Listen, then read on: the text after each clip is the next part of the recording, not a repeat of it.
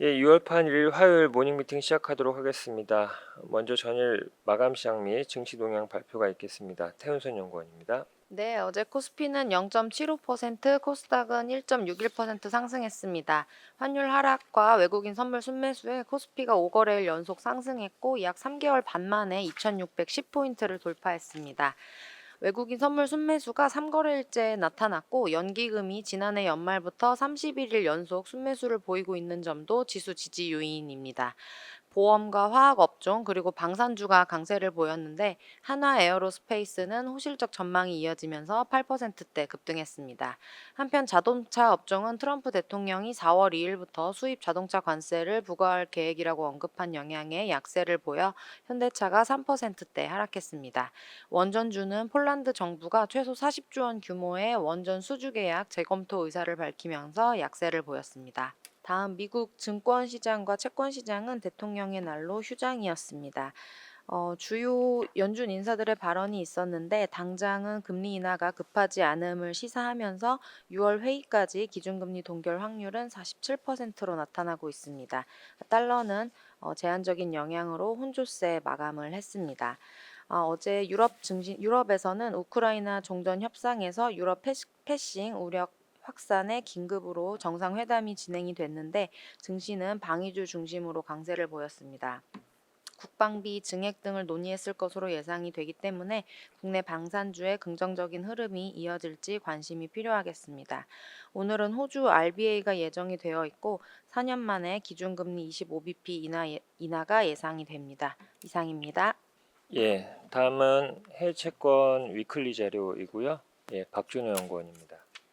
지난주 CPI, PPI 그리고 소매 판매 주요 경제 지표가 서프라이즈들을 기록을 하면서 금리가 급등락했습니다. 또한 트럼프는 철강 및 알루미늄에 대한 관세 그리고 상호 관세 카드를 꺼내면서 관세 이슈도 지속되는 양상입니다. 지난주에 지표와 관세만큼 중요한 이슈는 우크라이나 종전 이슈였다고 생각합니다. 앞으로도 이 종전 이슈가 채권시장에 영향을 미칠 것으로 생각합니다. 지난 12일 트럼프는 푸틴과 생산적인 통화를 했으며 수일 내에 사우디에서 러시아 측과 종전 관련한 회담을 가질 것이라고 발표를 했습니다. 물론 당장 종전이 될 가능성은 낮지만 채권시장은 긍정적으로 반응을 하고 있습니다. 특히 러시아의 가스 수출 재개 등이 현실화되면 에너지 가격을 낮춤으로써 유럽 경제에 매우 긍정적일 것으로 시장은 기대를 하고 있고 이러한 기대에 힘입어서 유로화 그리고 유럽 주가의 상승 그리고 천연가스 가격 하락 등이 나타나고 있습니다.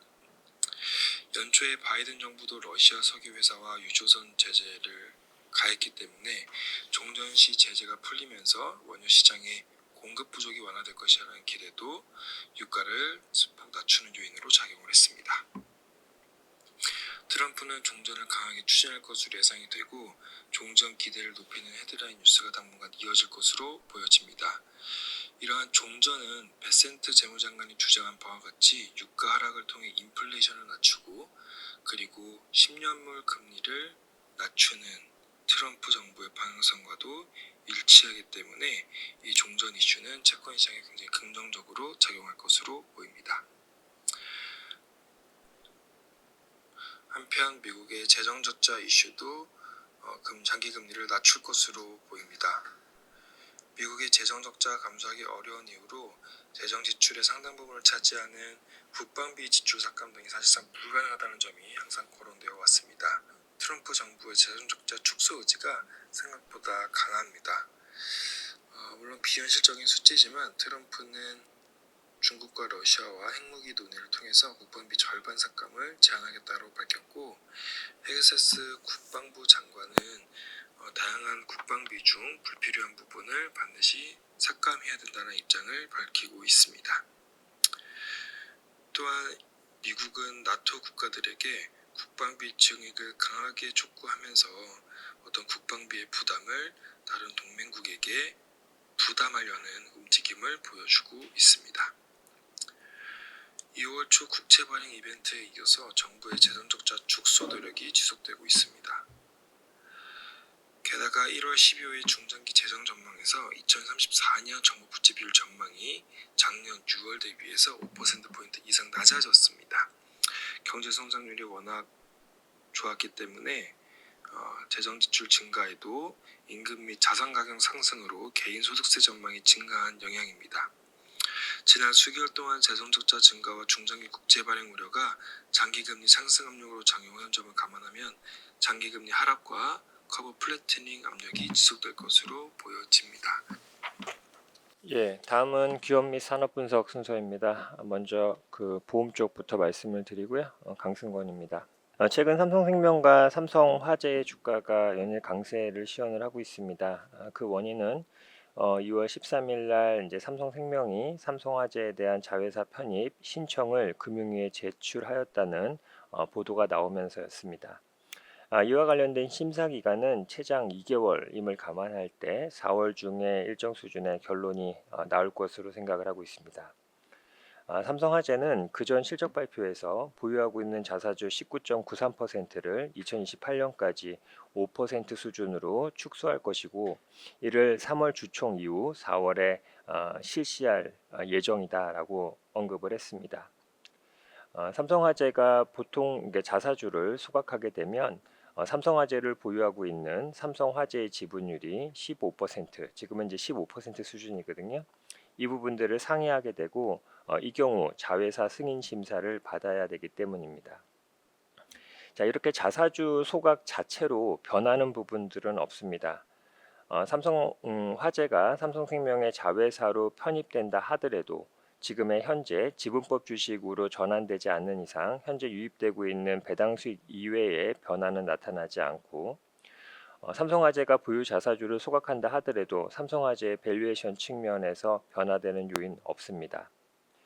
그 이유는 삼성화재의 경우 이미 자본에서 자사주가 차감되어 있기 때문에 BPS 측면이나 킥스 측면에서 영향이 없기 때문이고 삼성생명 역시 지분법 주식이나 연결법인으로 전환되지 않는다면 배당금 수익에 변화가 없기 때문입니다. 여기서 주목해야 될 부분들은 가능성입니다.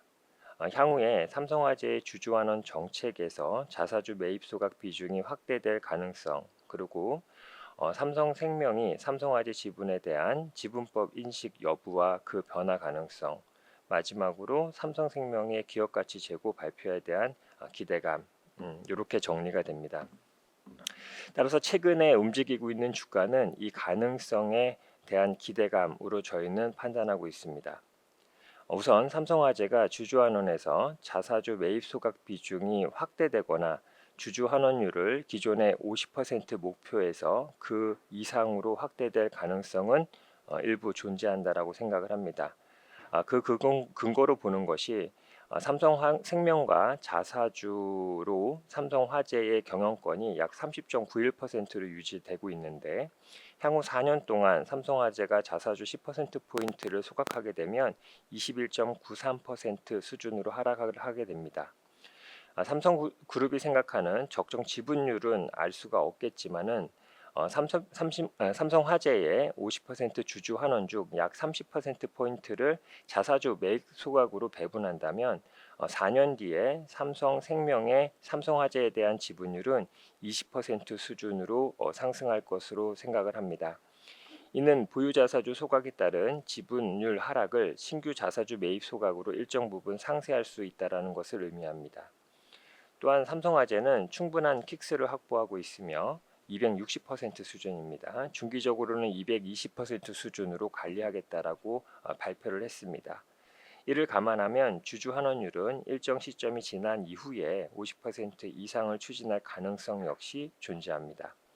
이는 자사주 매입 소각과 주주 환원율 확대라는 측면에서 삼성화재 주주들에게 긍정적이고 삼성생명 주주들 입장에서는 지분법 이익이 확대될 수 있다라는 점 측면에서 긍정적인 영향을 미치는 요소입니다.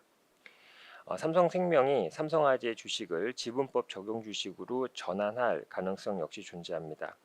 현재 지분율은 14.98%지만 삼성화재가 보유자사주 소각을 완료하면 16.93%로 확대되게 되고 만약 전수란 삼성화재의 주주환원에 있어서 자사주 매입 소각이 포함되게 되면 이 지분율은 확대되게 됩니다. 이론적으로는 20%가 넘어가게 되면 지분법 주식으로 전환되는 가장 기본적인 조건들이 형성이 되기 때문에 이런 부분들은 결국에는 지분법 주식 증가에 따른 지분법 이익 증가, 이에 따라서 연결이익이 증가가 되고 이는 DPS 증가로 연결될 수 있다라고 생각을 하고 있습니다. 다만 가능성에 대한 기대감은 현실화되어야만 지속이 될 수 있습니다. 만약 이번 4월 달에 자회사 편입 승인이 완료된 이후에 아무런 변화가 없다면 지금의 주가는 가능성에 대한 기대감 소멸로 유지되기 어렵습니다. 하지만 KB증권에서는 우량회사인 삼성화재에 대한 안정적인 경영권 확보 노력이 이루어질 것으로 생각을 하고 있고, 주주환원 측면에서는 자사주 매입 소각 비중 확대, 중기적으로는 주주환원율의 추가 상승을 기대하고 있습니다.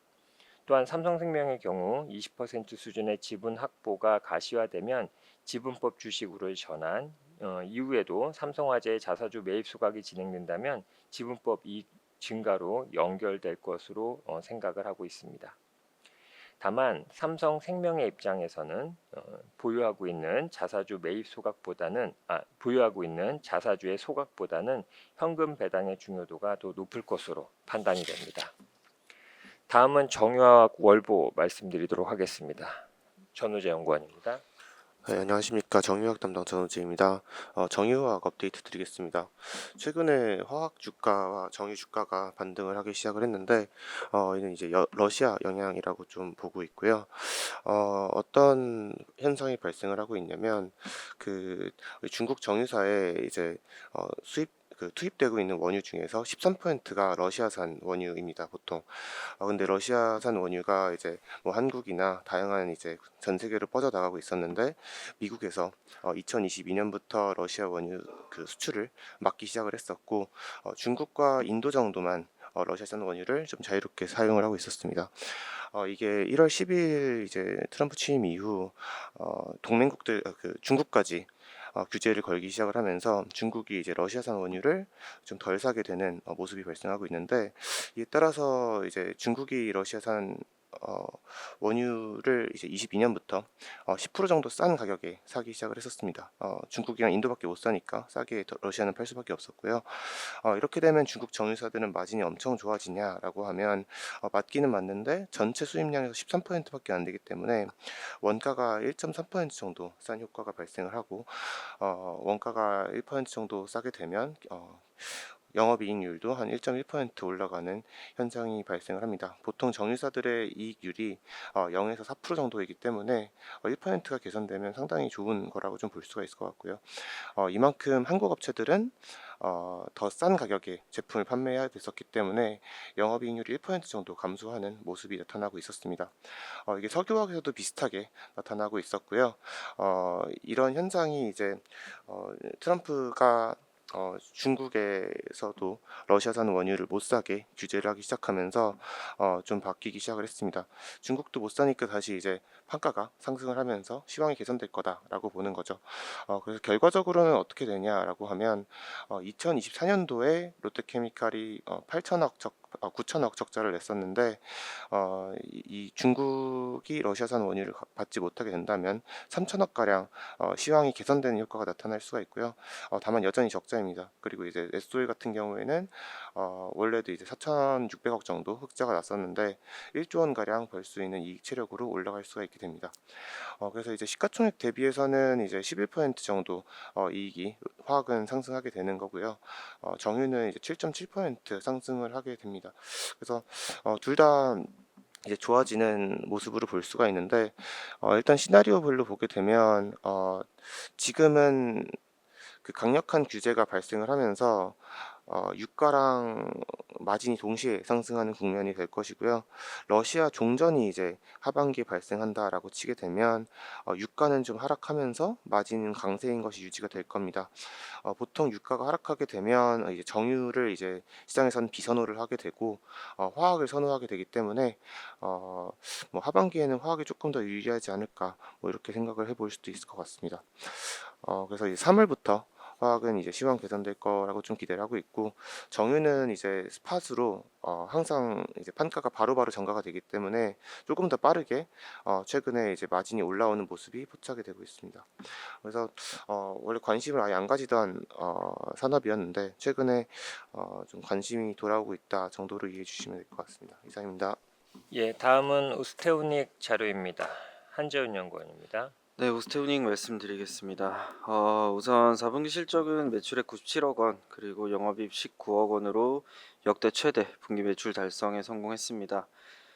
우선 4분기가 성수기라는 점과 그리고 자체 브랜드의 순조로운 램프업이 호실적의 핵심 요인이다, 이렇게 설명드릴 수 있겠고요.